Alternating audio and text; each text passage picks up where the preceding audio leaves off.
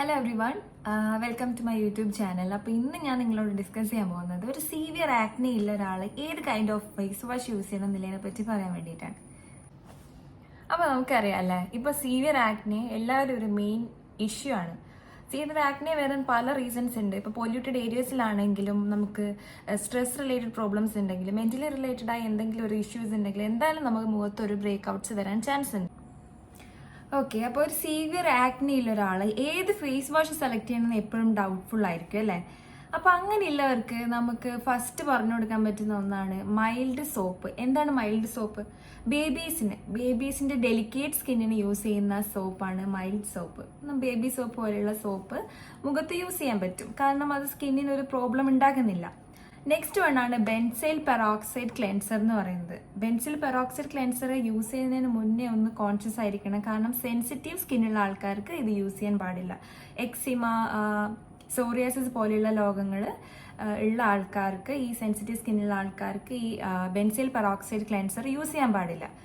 അപ്പം ഇതിന്റെ ഒരു മെയിൻ യൂസ്, ബെൻസൈൽ പെറോക്സൈഡ് ക്ലെൻസറിന്റെ മെയിൻ യൂസ് എന്ന് പറയുന്നത് അത് നമ്മളെ സ്കിന്നിലെ പോർസ് അൺക്ലോഗ് ചെയ്യാൻ ഹെൽപ്പ് ചെയ്യും. എന്താണ് അൺക്ലോഗിങ് പോർസ് എന്ന് പറഞ്ഞാല്, നമ്മുടെ മുഖത്ത് കുറേ പോർസ് ഉണ്ട് അല്ലെ, സുഷിരങ്ങളുണ്ട്. അപ്പൊ അതിലെല്ലാം ഡസ്റ്റ് കുടുങ്ങിയിട്ട് ക്ലോസ് ആയിട്ടുള്ള ഓരോ ദ്വാരങ്ങളുള്ളതും ഡസ്റ്റ് കുടുങ്ങി ക്ലോസ് ആയിട്ടുള്ള ആ ദ്വാരങ്ങൾ അൺക്ലോഗ് ചെയ്യാന്ന് പറഞ്ഞാൽ അത് ഓപ്പൺ ചെയ്യാൻ ഈ ബെൻസൈൽ പെറോക്സൈഡ് ക്ലെൻസർ ഹെൽപ്പ് ചെയ്യുന്നുണ്ട്. അതിന്റെ വേറൊരു മെയിൻ യൂസ് എന്ന് പറയുന്നത് ആന്റി ബാക്ടീരിയൽ എഫക്റ്റ് ആണ്. ബെൻസൈൽ പെറോക്സൈഡിന്റെ ആന്റി ബാക്ടീരിയൽ എഫക്റ്റ്, കാരണം ബാക്ടീരിയൽ ഇൻഫെക്ഷൻ കൊണ്ട് ആക്നെ വരാം. അപ്പൊ അതിന്റെ ആന്റി ബാക്ടീരിയൽ എഫക്റ്റ്, ബാക്ടീരിയക്ക് എഗെയിൻസ്റ്റ് ആയിട്ട് അത് ആക്ട് ചെയ്യും.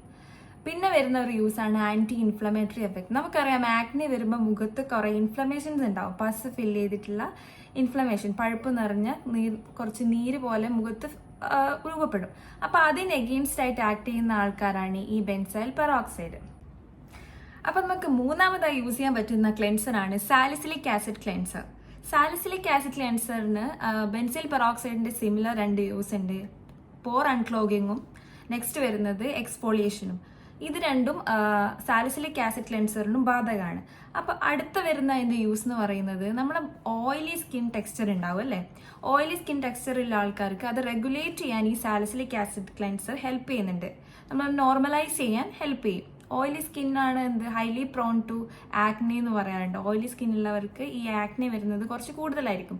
അപ്പൊ അത് പ്രിവെന്റ് ചെയ്യാൻ ഈ സാലിസിലിക് ആസിഡ് ക്ലെൻസർ ഹെൽപ്പ് ചെയ്യും. അതിന്റെ വേറൊരു യൂസ് എന്ന് പറയുന്നത് നമ്മളെ മുഖത്തെ തന്നെ ഒരു അപ്പിയറൻസ് ഇംപ്രൂവ് ചെയ്യും, കാരണം മുന്നേ പറഞ്ഞു എക്സ്ഫോളിയേഷൻ, മുഖത്തുള്ള ഡെഡ് സ്കിൻ എല്ലാം റിമൂവ് ചെയ്ത് അത് ഓക്കെ ആക്കും. അപ്പൊ അതെന്ത് ചെയ്യും, നമ്മുടെ മുഖത്തിലെ അപ്പിയറൻസ് ഇംപ്രൂവ് ചെയ്യാനും ഹെൽപ്പ് ചെയ്യും. അപ്പൊ ഈ ഒരു 3 ഫേസ് വാഷ് ആണ് മെയിനായിട്ടും സീവിയർ ആക്നെ ഉള്ളവർക്ക് യൂസ് ചെയ്യുന്നത്. അപ്പോൾ വീഡിയോ ഇഷ്ടപ്പെട്ടാൽ ലൈക്ക് ചെയ്യുക, ഷെയർ ചെയ്യുക, സബ്സ്ക്രൈബ് ചെയ്യുക. ഇനിയും പുതിയ പുതിയ വീഡിയോസ് ആയിട്ട് വരുന്നതായിരിക്കും. അപ്പോൾ ബൈ.